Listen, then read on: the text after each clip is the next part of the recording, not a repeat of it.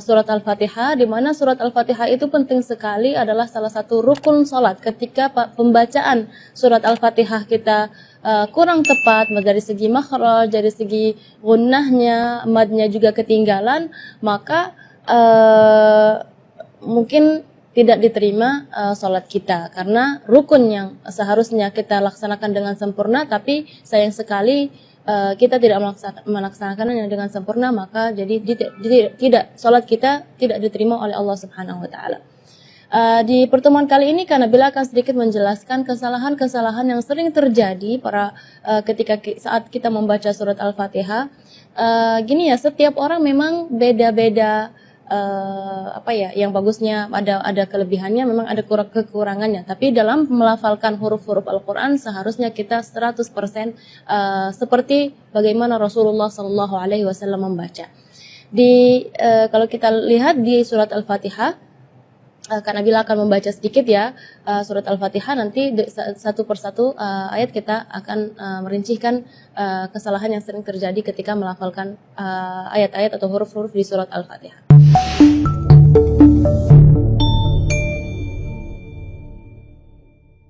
A'udzu billahi minasy syaithanir rajim.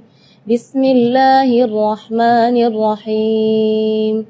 Alhamdulillahi rabbil alamin.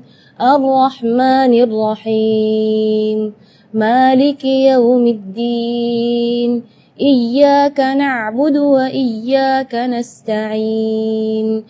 Ihdinas siratal mustaqim. Siratal ladzina an'amta 'alaihim ghairil maghdubi 'alaihim waladdallin.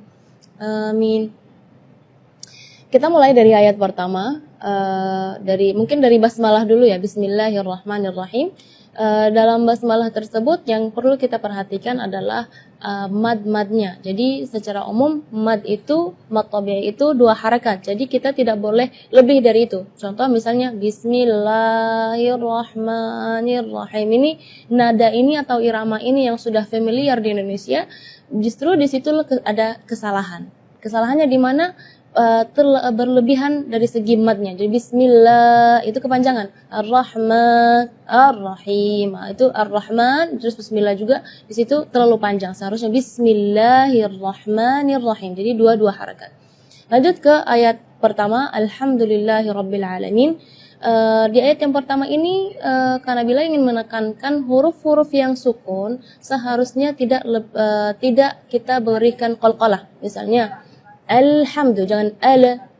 Nah, di situ seringkali karena bila melihat huruf-huruf yang seharusnya sukun, yang tidak ada qalqalahnya, malah diberi qalqalah atau dipaksa untuk dia memberi harakat. Jadi alhamdu. Contoh juga di ayat nanti yang ayat 6 ya kalau nggak salah, ana siratal ladzina an'amta. Itu sering kali huruf-huruf lam, nun atau ama ya, itu tidak boleh menggetarkan atau diberi qalqalah, karena huruf qalqalah ada 5, qaf, ta, ba, jim, dal. Ya, selain 5 huruf tersebut maka tidak boleh kita qalqalah ya. Jadi alhamdulillahi rabbil alamin.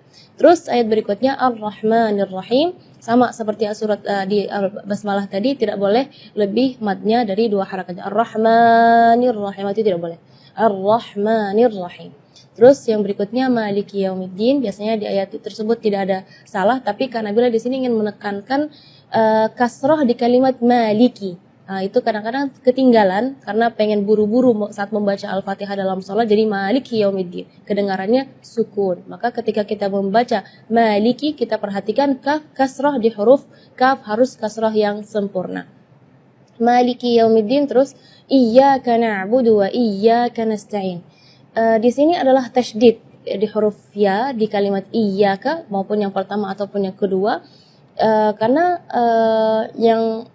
salah satu ulama mengatakan kalau seandainya satu tasydid pun dalam surat Al-Fatihah ketinggalan, itu maka bacaan Fatihahnya tidak sah, berarti salat kita juga tidak sah.